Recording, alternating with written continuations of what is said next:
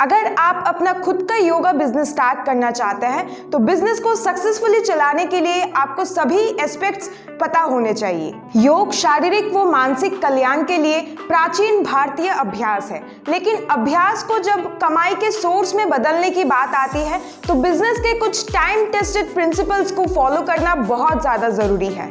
India में बहुत से एंटरप्रेन्योर्स और सेलिब्रिटीज़ का इस फील्ड में आने के कारण ये आज के दिन में एक बूमिंग इंडस्ट्री बन चुका है और क्लाइंट्स की संख्या भी बहुत ज़्यादा है। नमस्ते दोस्तों, आप सभी का स्वागत है आरोग्यम योगा एंड वेलनेस चैनल पर। आज के इस वीडियो में मैं आपको 5 ऐसे पॉइंट्स बताने वाली हूँ जो आपको जानना और इम्प्लीमेंट करना ज़रूरी है आपके योगा बिजनेस को शुरू करने से पहले। तो चलिए आइए शुरू करते हैं।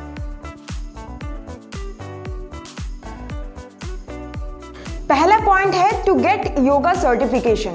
अगर आप योगा स्टूडियो, योगा सेंटर खोलने वाले हैं तो उससे पहले आपको जानना है कि आपके पास किसी भी रिकॉग्नाइज्ड अथॉरिटी से एक योगा इंस्ट्रक्टर का सर्टिफिकेट होना बहुत ज़्यादा ज़रूरी है। अगर आप बस योगा स्टूडियो में इन्वेस्ट कर रहे हैं, आप हायर करने वाले हैं योगा इंस्ट्रक्टर्स, योगा टीचर्स, तो जिनको आप हायर करेंगे उनके पास सर्टिफिकेट होना बहुत ज़्यादा ज़रूरी है। अभी हम एक मिसकंसेप्शन में रहते हैं कि कोई भी सर्टिफिकेट जो है वैलिड होता है। ऐसा बिल्कुल नहीं है। रिकॉग्नाइज्ड अथॉरिटी से ही आपका सर्टिफिकेट होना चाहिए, तभी वो सर्टिफिकेट जो है वैलिड है।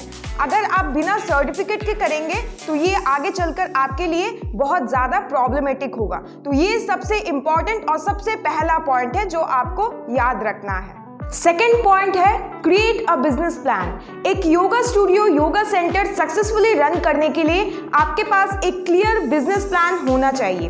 अगर आप योगा स्टूडियो रेंट पर ले रहे हैं तो उस प्रॉपर्टी का एडवांस रेंट पेमेंट कितना होना चाहिए, आपको योगा स्टूडियो डेकोरेट करने के लिए कितना अमाउंट चाहिए, आपका क्लास का जो फीस स्ट्रक्चर है वो कितना होना चाहिए, सब कुछ आपको प्री प्लान करना है। थर्ड पॉइंट है बिल्ड ए कस्टमर बेस। ये सबसे क्रूशियल पॉइंट है।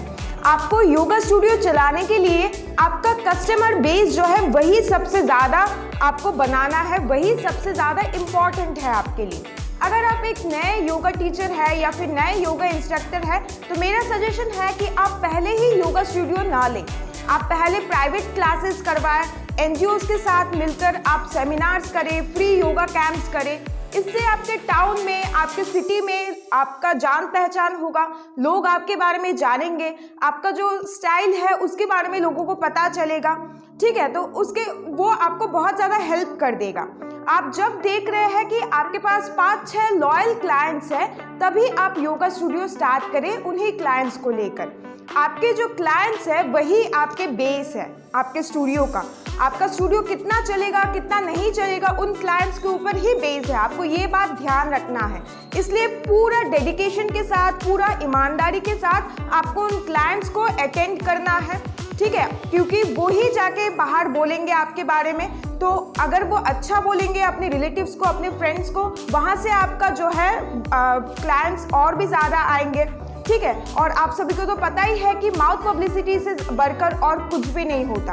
तो आपको इस बात का ध्यान रखना है। चौथा पॉइंट है name your yoga studio and design a लोगो।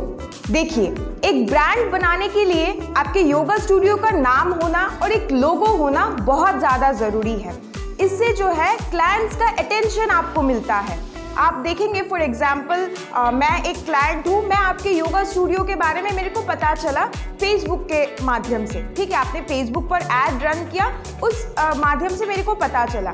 अगर आपका कोई भी क्लास का नाम नहीं होगा, कोई भी फेसबुक में आपका पेज नहीं बन पाएगा इससे, तो आपका जो है पब्लिसिटी कम होगा और लोगों को देखने में लगेगा कि अच्छा इंडिविजुअल क्लासेस करवाते हैं, ऐसा है। आपका ब्रांड वैल्यू जो है वो डाउन हो जाता है। इसलिए एक नाम आप सोचिए अपना और एक लोगो डिज़ाइन कीजिए। आजकल लोगो डिज़ाइन बहुत इजीली हो जाता है। आप कैनवा ऐप डाउनलोड कर सकते हैं, वहाँ से आपको फ्री लोगो जो है मिल सकता है। ठीक है, तो वही आपको करना है।